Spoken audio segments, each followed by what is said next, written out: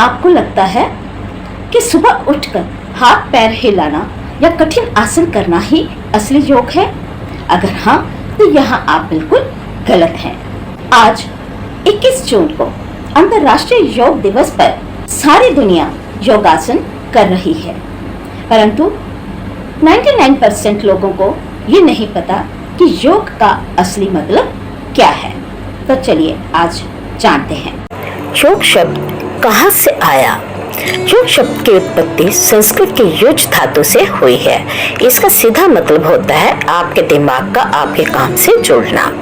Hello everyone, आपका मेरे YouTube channel पर आर्य संस्कृत क्लासेस में स्वागत है।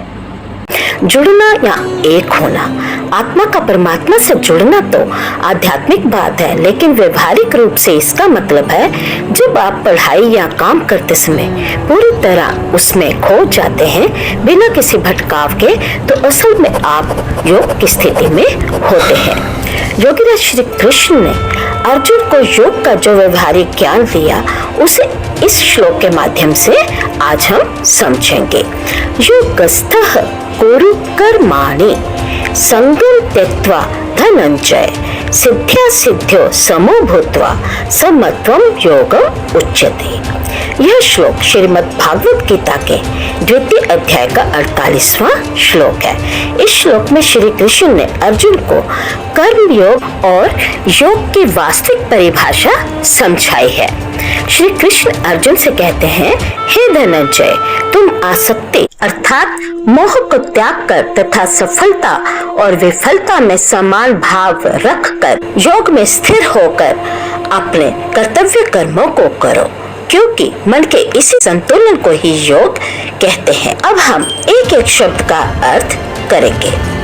योगस्थः अर्थात योग में स्थित होकर, ईश्वर से जुड़े रहकर, कुरु अर्थात करो, कर्माणि अपने कर्तव्य कर्मों को, संगम आसक्ति लगाव या फल की इच्छा को, त्यक्त्वा त्याग कर अर्थात छोड़कर, धनंजय अर्थात हे अर्जुन, सिद्धय सिद्धेय हो अर्थात सिद्धि और असिद्धि में समो भूत्वा समान भाव वाले होकर, समत्वम अर्थात मन की यह समता या संतुलन, योगः योग उच्यते कहलाता है।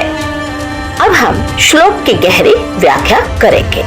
भगवान श्री कृष्ण इस श्लोक के माध्यम से जीवन जीने का एक बेहद व्यावहारिक सूत्र दे रहे हैं। आसक्ति का त्याग। काम करते समय हमेशा इस बात की चिंता लगी रहती है कि मुझे क्या मिलेगा। श्री कृष्ण कहते हैं कि इस मानसिक जुड़ाव या फल के लालच को छोड़ दो।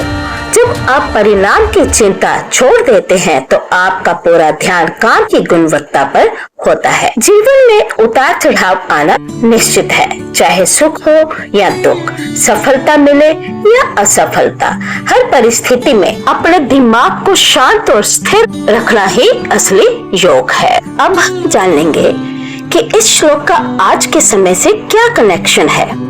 परीक्षा पास हो या ना हो, नौकरी में प्रमोशन मिले या ना मिले, जो इंसान हर हाल में अंदर से शांत और स्थिर रहता है, गीता के अनुसार वही असली योगी है। जीवन में बहुत अधिक अहंकार न करना और हार में निराश न होना ही असली परिपक्वता है।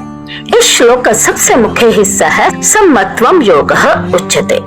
आमतौर पर लोग आसन या प्राणायाम को ही योग मानते हैं, लेकिन गीता के अनुसार मन की समस्थिति यानी हर परिस्थिति में शांत और संतुलित बने रहना ही सबसे बड़ा योग है। तो इस योग दिवस पर सिर्फ सोशल मीडिया पर फोटो डालने के लिए योग मत कीजिए। योगीराज श्री कृष्ण के इस अनमोल ज्ञान को अपने जीवन में उतारेंगे और आज से ही रोज सुबह या शाम को 10-10 मिनट के लिए शांत बैठ करके अपनी सांसों पर ध्यान जरूर लगाएंगे।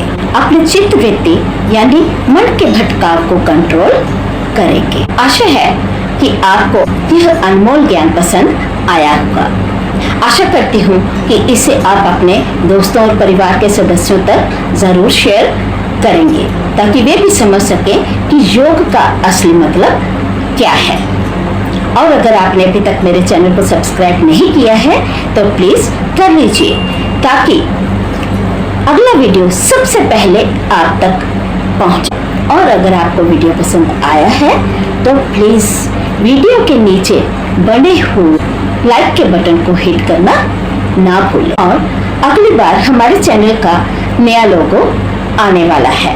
तो तब तक बाय बाय, टेक केयर, जय श्री कृष्ण। अंतर्राष्ट्रीय योग दिवस की आप सबको बहुत बहुत शुभकामनाएं।